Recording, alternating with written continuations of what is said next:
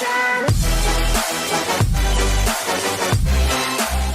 is going on today, YouTube? I hope you guys all are ready for the upcoming week. Getting to know your stocks and everything. And today, we're going to replay the trades I had last week and the trades I see potential in this upcoming week.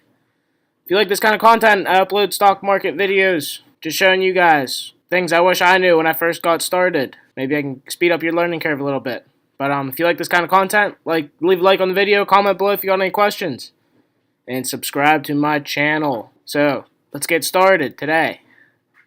We're going to look at, I did enter one trade last week, I am still in it. And honestly, it was not one of my better trades. It's not doing what I expected. Okay, so we're going to zoom in a little bit and then we're going to go back out to this. I entered this stock. I think I entered this, I got a little too antsy. I entered this stock a little too early. I had this, it went up back here. This was before I was in it. It went down, and I saw it consolidating on that $24 line. And I knew it had potential to drop farther, but I saw a consolidation. I saw this line start to level out, and it gapped up to here. So I looked at it, and I thought, okay, 25. I bought it like the end of the day, Monday. I saw it. I was like, okay, that's like a good 11% potential for profit. And I thought it was going to keep on. It was going to change courses real quick and go up. It did not. And ended up falling, and I did not make a stop. I didn't put a stop loss on this. The reason I didn't put a stop loss on it was because I knew I was buying towards the bottom. And yes, it was a more riskier play, but hey, that's something I saw potential in, so I got in. I should have waited till it dropped down to here. But I got in too early. What can you do? So I'm still in it.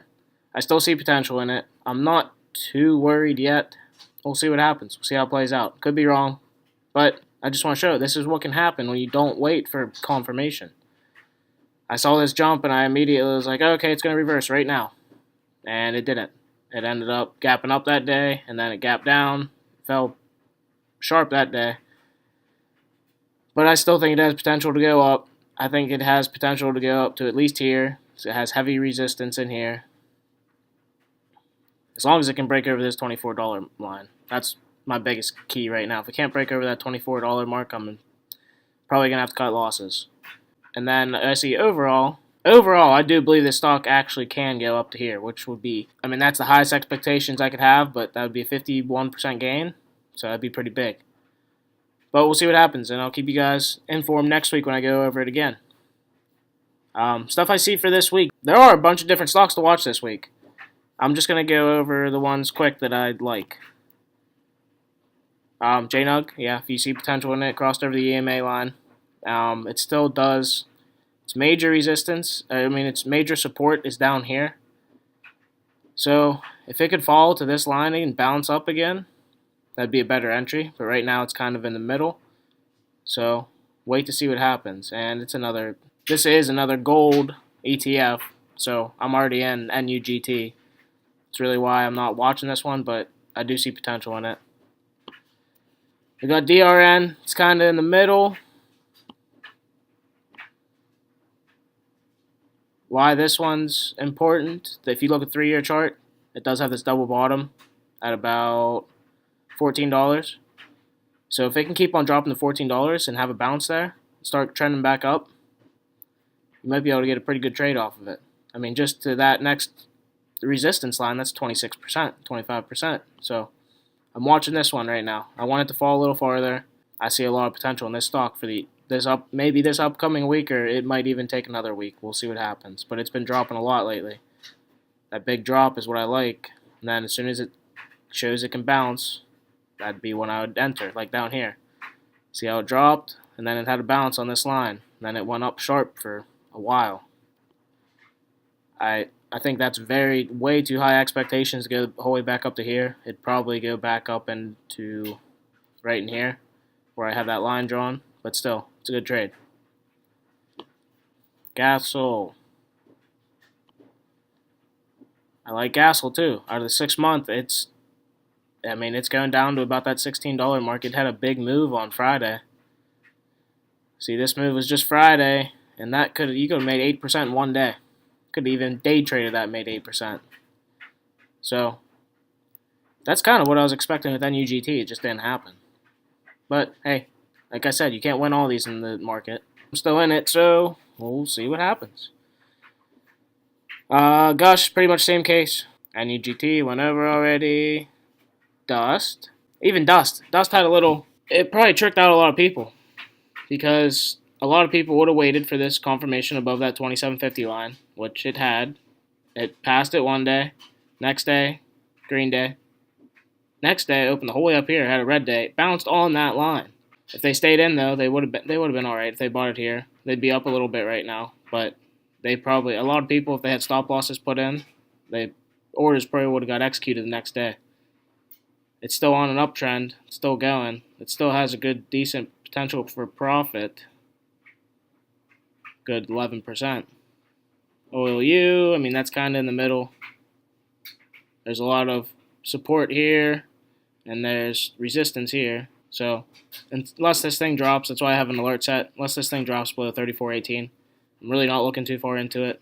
And you guys, I mean, it's been trying. It's been on a little uptrend ever since it hit this bottom down here. It's been trying to go back up, but it's not moving as fast as it normally does. I mean, this thing usually moves quick. And it's just not. It's moving almost sideways. But still, even if it gets that $60 mark and keeps going to, say, 80, I mean, that's a 32% return. There's a lot of resistance down in here, too, so who knows? I mean, it's not moving how it normally does. Alright, so those are the ETFs, and I want to go through a little bit of some of the penny stocks I'm watching for this upcoming week, too. Okay, so we'll just go quick. 3 of these penny stocks I'm watching. This LMFA. It's the first one. Ticker, as like I drew here, I mean, they call that a descending triangle. It's been consolidating heavy around this like $130 line and showed a little spike. And now this, okay, I'll show you another one. I did not trade it, but it's kind of the same pattern. See this descending triangle? A lot of consolidation along this line. And as soon as it broke out of that triangle, it had a big spike. Figure that's a 20% gain in 3 days. And that's kind of the same thing I'm looking for in this LMFA. As soon as it breaks here, that's why I have that alert set for 155. I mean, I see potential for this thing to go. And you can see in the past, it has potential to spike big. It doesn't hold its gains, though, so this is going to be a quick mover. It's going to be one of those hard ones to catch, and you probably need to be watching all day. And I know not everyone out there can watch these things all day. I can't either. That's why I'd go in for these swing trades more often. But I still like to watch these penny stocks and see if I'm on the right track. This KBSF, it has potential to spike too, and it doesn't really hold its gains either. But if it can cross over its highs of this 587 and cross above $6 line, it could have potential to spike again. But it's the same as that LMFA. It's going to be a quick mover. It's going to be hard to catch. But if you're around all day and you can watch these things, if you can't even trade them, don't want to trade them, just watch, see what happens. These patterns happen down here a lot too.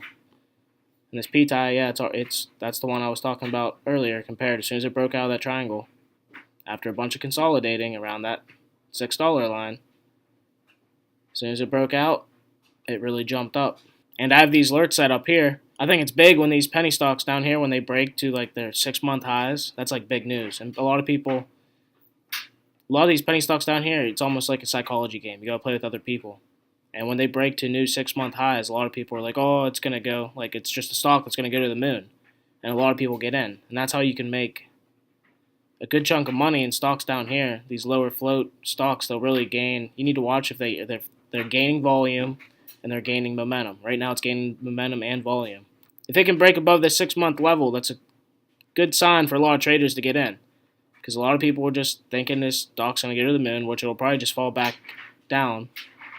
But you can see, like in its all-time chart, it has these spikes and it falls down. Spikes, falls down. Spikes, falls down. You can almost look at this and think of this as a very big descending triangle. But you don't really have that. I mean, you have that consolidation here, you have that consolidation here, and now it's finally consolidating here. So it could have a big jump and then probably fall right back down. So that's it for today, guys. Those are the stocks I'm watching for this upcoming week and what I did the last week. If you like this video, leave a like below, subscribe to my channel for more, and comment if you got any questions. And I will see you guys tomorrow.